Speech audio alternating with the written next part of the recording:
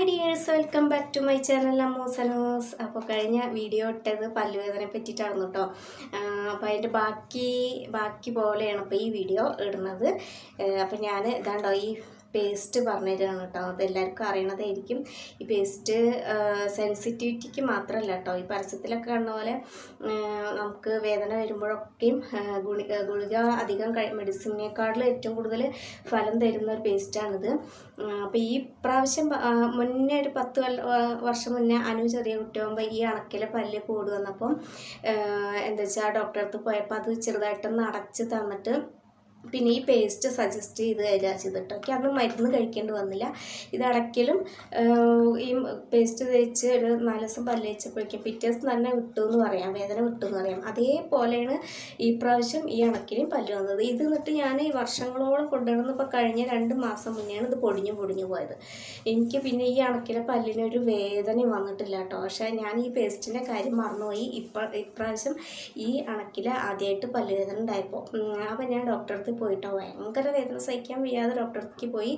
ഞാൻ സാധാരണ പോണ ക്ലിനിക്കിലേക്കാണ് കേട്ടോ പോയത്. അവിടുത്തെ ഡോക്ടർക്ക് എന്നെ നല്ല അറിയുകയും ചെയ്യാൻ, ഞങ്ങൾ ആദ്യം മുതലേ അങ്ങോട്ടാണ് പോയിരുന്നു.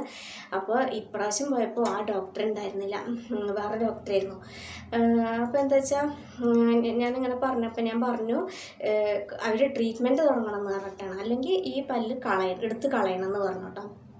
അതല്ലാതെ ഒരു വഴിയില്ല ചേച്ചി ഈ വേദന മാറാനെന്ന് പറഞ്ഞു. അപ്പം ഞാൻ പറഞ്ഞു ഇത് വർഷങ്ങൾക്ക് മുമ്പ് ഇങ്ങനെ ഇതേപോലെ പ്രശ്നം ഉണ്ടായപ്പോൾ അത് അടച്ചു തരിക ചെയ്തത് എന്ന് പറഞ്ഞു. ഈ പേസ്റ്റിൻ്റെ കാര്യമൊക്കെ ഓർമ്മ ഉണ്ടായില്ല കേട്ടോ. ഇത് അടച്ചു തരിക ചെയ്ത് പറഞ്ഞപ്പോൾ അവർ അടച്ചു തന്നു. എങ്ങനെ വെച്ചാൽ ക്യാവിറ്റി മോളിക്ക് ചെറുതേ ഉണ്ടായിരുന്നുള്ളൂ, താഴത്തേക്ക് നല്ല ഉണ്ടായിരുന്നു. അപ്പോൾ അവർ അടച്ചു തന്നത് എന്താ വെച്ചാൽ തരിച്ചപ്പോൾ എനിക്ക് വേദനയൊന്നും അറിഞ്ഞിരുന്നില്ല കേട്ടോ.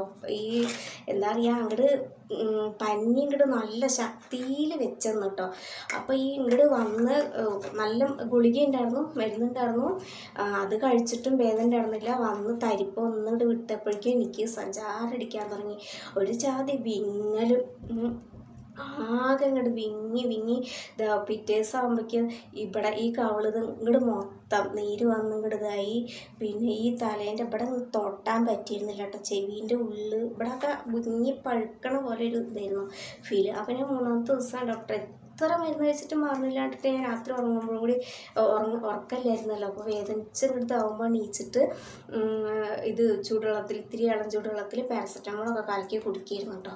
എന്നിട്ട് പിന്നെ 3ാമത്തെ ദിവസമൊക്കെ തീരെ തലവെക്കാൻ വയ്യാതെ. ഇപ്പം ഞാൻ ആ ഡോക്ടറെ വിളിച്ചിട്ട് ഞാൻ പറഞ്ഞു, ഡോക്ടർ എന്ത് പണിയാണ് ഡോക്ടറെ കാട്ടിയത്, വേദന വന്ന് നമുക്ക് അങ്ങനെയൊന്നുമില്ലല്ലോ, എന്താ പറയേണ്ടതെന്ന് അറിയില്ലല്ലോ. പെട്ടെന്ന് സങ്കടം വന്നിട്ടും വായ തുറക്കാൻ പറ്റാത്ത ഒരവസ്ഥയിലായിരുന്നു. ഡോക്ടർ എന്ത് പണിയാണ് കാട്ടി, ആ പഞ്ഞി വെച്ചിട്ട് എനിക്ക് തീരെ എണീക്കാൻ വയ്യാത്ത അവസ്ഥ, ഈ തലയൊന്നും പോകുന്നില്ല, അത്രയും വേദനയുണ്ടായിരുന്നു. അപ്പോൾ ഡോക്ടർ വരാൻ പറഞ്ഞു. ഞാൻ പോയപ്പോഴും ആ ഡോക്ടർ തന്നെയായിരുന്നു. മറ്റേ എന്നെ സ്ഥിരം പരിശോധിക്കുന്ന ഡോക്ടർ ഉണ്ടായിരുന്നില്ല, സ്ഥിരം പരിചയമുള്ള ഡോക്ടർ ഉണ്ടായിരുന്നില്ല. അപ്പോൾ ഈ ഡോക്ടർ പറഞ്ഞു, അയ്യോ ഇത് നല്ലോ തറഞ്ഞു കയറിയിട്ടുണ്ടല്ലോ എന്ന് പറഞ്ഞു. എന്നിട്ട് അത് എടുത്തുന്നു. ഞാനിത് ജസ്റ്റ് വെച്ചിട്ടേ ഉണ്ടായിരുന്നുള്ളൂ എന്നൊക്കെയാണ് അവർ പറഞ്ഞത്. പക്ഷെ അത് വെക്കണതൊക്കെ അന്ന് നല്ല പോലെ അറിഞ്ഞിരുന്നു കേട്ടോ. പിന്നെ ഞാനത് പറഞ്ഞില്ല, കാരണം അവർ അത്രയും ഡോക്ടർ എന്ന് പറഞ്ഞാൽ വലിയൊരു സ്ഥാനത്തിരിക്കുന്ന ഒരാളല്ലേ. അപ്പോൾ ഞാനൊന്നും പറഞ്ഞില്ല.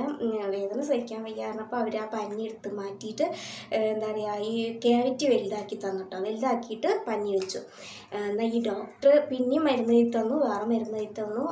പിന്നെയും വന്ന് കഴിച്ചിട്ടും ഭേദമാവണില്ല. എടുത്തിട്ട് നേരം അങ്ങോട്ട് വേദന വിട്ടിക്കും, പിന്നെയും ഇങ്ങോട്ട് വിങ്ങിയിട്ട് ഭയങ്കര വേദന എന്ന് വെച്ചാൽ സങ്കടം വന്നിട്ട് അത്രയും. അപ്പോൾ ആ ഡോക്ടർ ഒരു വാക്ക് പറഞ്ഞില്ല, ഈ വേദനയൊന്ന് വിട്ടാൽ 2 ദിവസം കഴിഞ്ഞാൽ ഈ പഞ്ഞി ഒന്ന് എടുത്ത് കളയുണ്ടോ എന്ന് പറഞ്ഞില്ല. ഞാനൊരു വട്ടത്തിൽ ഞാൻ ആ പഞ്ഞിയും വെച്ച് അങ്ങനെ നടന്നിട്ടാണ് ഈ വിങ്ങൽ മുഴുവൻ ഉണ്ടായത്.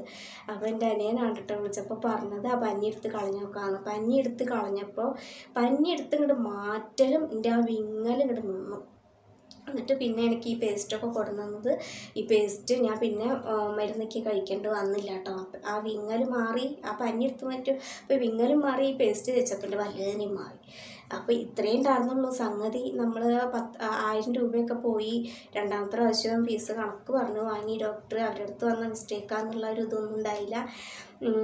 പിന്നെ ഞാനും ഒന്നും പറയാനൊന്നുമില്ല. വേദന സഹിച്ചത് മാത്രമേ ഉള്ളൂ. എനിക്കൊരു ഇത് മറക്കാൻ പറ്റാത്തൊരിത് അറിയാം. പല്ലുവേദന എന്നുള്ള പേരിൽ അത്രയും വേദന സഹിച്ചത്.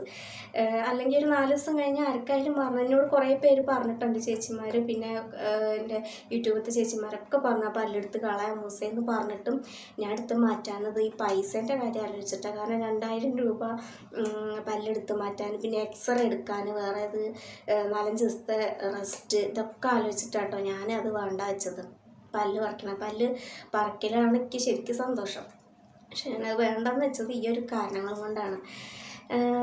അതാണ് ഞാൻ മാക്സിമം ആ പല്ലും കൊണ്ട് പോകാൻ ചിന്തിക്കുന്നത്. അപ്പോൾ എന്താ വെച്ചാൽ നമ്മൾ ഇനി പല്ലുവേദന വരാതിരിക്കാൻ വേണ്ടിയിട്ട് ചെറിയ കുട്ടികൾക്കായാലും ചെയ്യേണ്ടത്, നമ്മൾ ആഴ്ചയിൽ 1 ദിവസം അല്ലെങ്കിൽ 2 ദിവസം, ഞാൻ ഡോക്ടറൊന്നല്ല കേട്ടോ, അത് നമ്മൾ അനുഭവിച്ചപ്പോൾ ഉള്ള അത് ഇനി ആർക്കും ആ വേദന കിട്ടരുതേന്ന് വിചാരിച്ചിട്ട് മാത്രം പറയണത്. ഡോക്ടറൊന്നല്ലേ, ഞാൻ അത്ര അറിവുള്ള ആളൊന്നല്ല.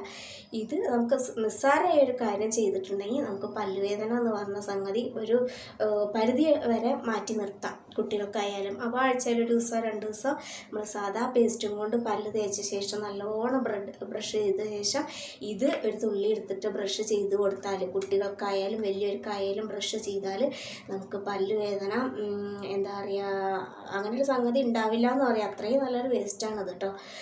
അപ്പോൾ എനിക്ക് അനുഭവം ഉള്ളത് കൊണ്ടാണ്, ഇത് ഉപയോഗിച്ച് അത്രയും ഇതാവും കൊണ്ടാണ് ഞാനിത് പറഞ്ഞു തരുന്നത് നിങ്ങൾക്ക്. ഡോക്ടറായിട്ടൊന്നുമല്ല കേട്ടോ. അപ്പോൾ എന്താ പറയുക, ഞാൻ അനുഭവിച്ചൊരു വേദന ഇനി ആർക്കും കിട്ടരുതേന്ന് വിചാരിച്ചിട്ട് മാത്രം പറയാം കേട്ടോ. അപ്പോൾ വീഡിയോ എല്ലാവരും കാണുക ഫുള്ളായിട്ട്. ഇത് കണ്ടിട്ടുണ്ടെങ്കിൽ നിങ്ങൾക്ക് എന്തെങ്കിലും ഗുണം ഉണ്ടാകുമെന്ന് വിചാരിക്കുന്നു. ഈ പേസ്റ്റ് ആരും മറക്കരുത് കേട്ടോ.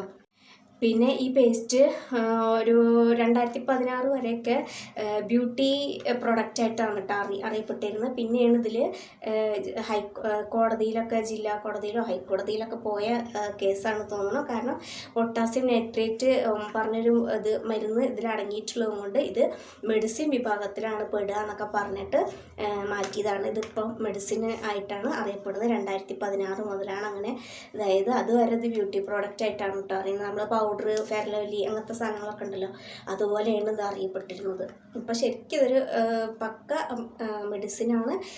നമുക്ക് പല്ലുവേദന വരാതിരിക്കാൻ ഇത് ആഴ്ചയിൽ 1 ദിവസം ഉപയോഗിക്കുന്നത് ഏറ്റവും നല്ലതാണ് കേട്ടോ. അപ്പോൾ അടുത്ത വീഡിയോ ആയിട്ട് വരുന്നവരെ എല്ലാവർക്കും ബൈ.